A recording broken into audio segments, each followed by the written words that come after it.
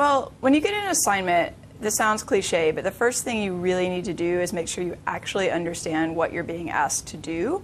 And it's really easy when you're sitting in someone's office to think that you understand what you're being asked to do. But when you get back to your office, think to yourself, do I know what jurisdiction we're in? Do I know how much time I have to spend on this? Do I understand what my deliverables are?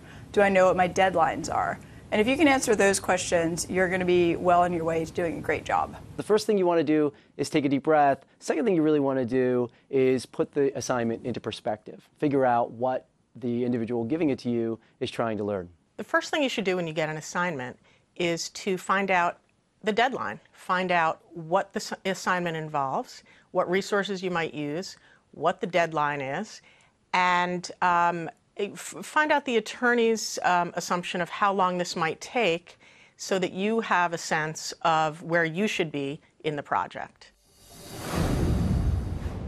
A better writer, there are so many resources available to students, first of all, through your law school. You can go to academic services, talk to them about different resources, different outside services you might take advantage of.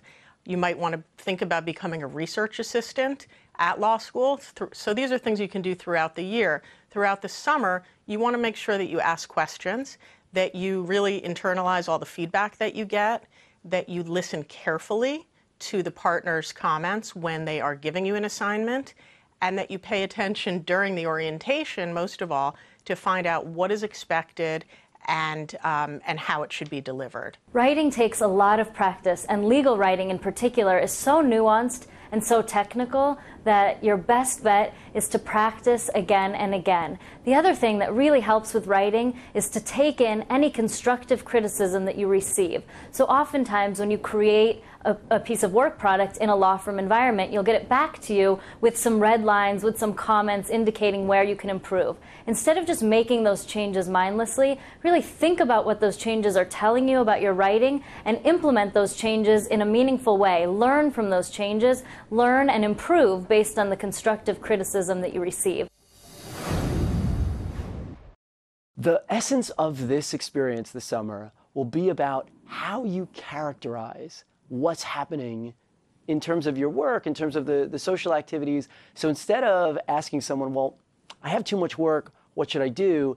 Ask them how you should prioritize this particular assignment. That will lead to a discussion about what else is happening, both from a work standpoint and from an activity standpoint. Because remember, the firm is really making an investment, and they want you to participate in the activities as well as get the maximum, most remarkable experience that you can. When you have too much work, you need to speak up and you need to communicate and ask questions. If you don't ask questions, you may not know the right answer. No summer associate knows all the answers at the get-go. So this is a learning process. You have a lot of people on your side who are there to back you up, to answer questions, and to serve as a sounding board.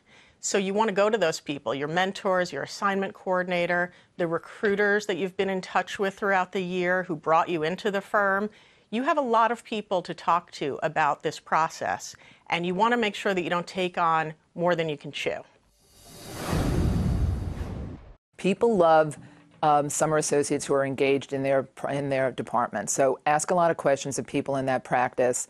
Send an email. Say that you heard someone give a presentation and you found it interesting and exciting. If you read something in the papers about a deal that's going on or a case that's going on at your firm and you're interested in it, stop by that person's, the lead attorney's office or an associate's office who's working on that assignment. Show that you're interested. People want to work with people who are interested in what they do.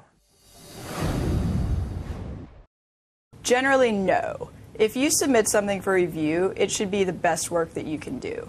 So it's fine if you have certain questions or if someone that you're working for has asked for a draft, but that doesn't mean a really rough draft. It means your footnotes should be in, they should be correct, you shouldn't have grammatical mistakes.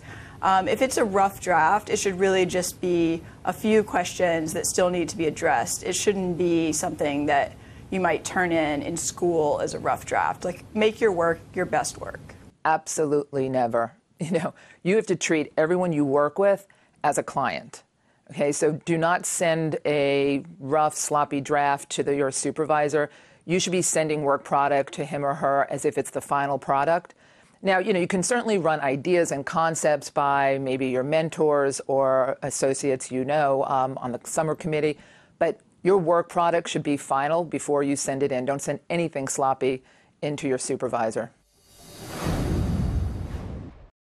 As a summer associate, it's really not your job to worry too much about budget and billable time. The best bet is, over the course of your summer, is to bill your time honestly, to bill the time that you spend on your work, but not to wrap yourself too much around the details of billing and how long it's taking you. Everybody knows that as a summer associate, it's going to take you a little bit longer to do things than it might a more experienced attorney. And that's okay. That's embedded in the time that you've been given. If there's a deadline or the project is time sensitive, you certainly want to be conscientious of that. However, don't worry too much about billing. It's going to take you down a path that will steer you away from doing the best work possible as a summer.